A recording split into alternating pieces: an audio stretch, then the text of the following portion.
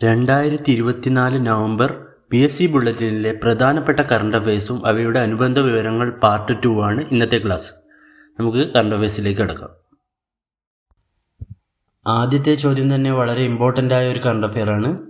സംസ്ഥാന സർക്കാരിൻ്റെ പരമോന്നത സാഹിത്യ പുരസ്കാരമായ എഴുത്തച്ഛൻ പുരസ്കാരം 2024 നേടിയത് NS മാധവനാണ്.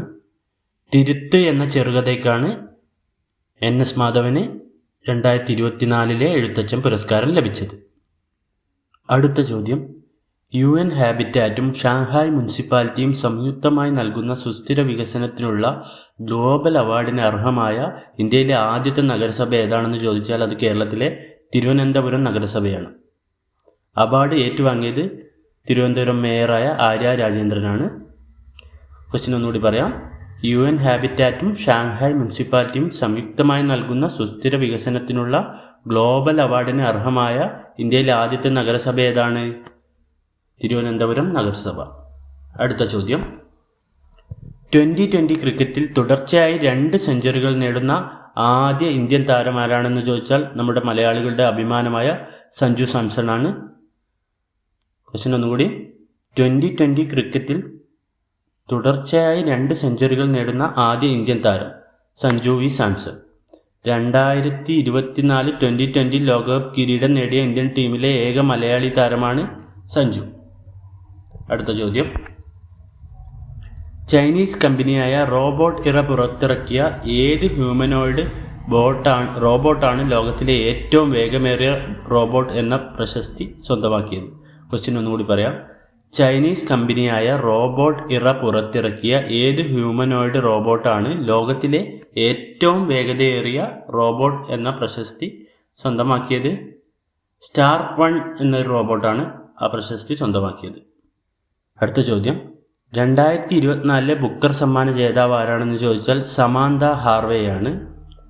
2024 ബുക്കർ സമ്മാന ജേതാവ് ബ്രിട്ടൻകാരിയായ സമാന്ത ഹാർവേയാണ്. ഓർബിറ്റൽ എന്ന നോവലിനാണ് സമാന്തയ്ക്ക് ഈ പുരസ്കാരം ലഭിച്ചത്.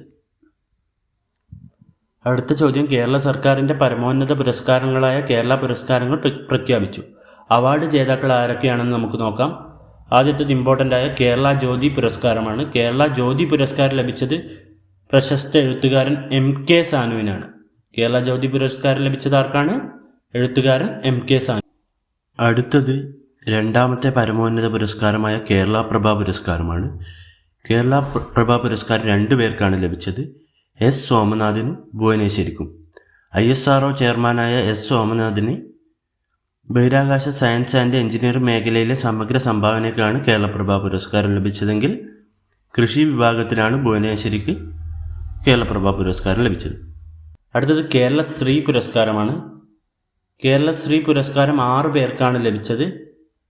കലാമണ്ഡലം വിമല മേനോൻ കലയ്ക്കും, ഡോക്ടർ TK ജയകുമാർ ആരോഗ്യം, നാരായണ ഭട്ടതിരി കാലിഗ്രഫി, സഞ്ജു സാംസൺ കായികം, ഷൈജ ബേബി സാമൂഹ്യ സേവനം ആശാവർക്കർ, VK മാത്യൂസ് വ്യവസായ വാണിജ്യം എന്നിവർക്കാണ് കേരളശ്രീ പുരസ്കാരം ലഭിച്ചത്. അടുത്ത ചോദ്യം ഒരു ഇമ്പോർട്ടൻ്റ് ചോദ്യമാണ്. 29ാമത് UN കാലാവസ്ഥാ ഉച്ചകോടിയുടെ വേദി എവിടെയെന്ന് ചോദിച്ചാൽ അസർബൈജാനിലെ ബാക്കുവിലാണ്. അതായത് 2024 29ാമത് UN കാലാവസ്ഥാ ഉച്ചകോടിയുടെ വേദി അസർബൈജാനിലാണ്. അസർബൈജാനിലെ ബാക്കു എന്ന നഗരത്തിലാണ് 29ാമത് കാലാവസ്ഥാ ഉച്ചകോടി വേദി. കഴിഞ്ഞ വർഷം 2023 UN കാലാവസ്ഥാ ഉച്ചകോടി വേദി എന്ന് പറയുന്നത് UAE വെച്ചിട്ടായിരുന്നു. അടുത്ത ചോദ്യം, 2024 ഡോക്ടർ കമറുദ്ദീൻ പരിസ്ഥിതി പുരസ്കാരം നേടിയതാരാണ്?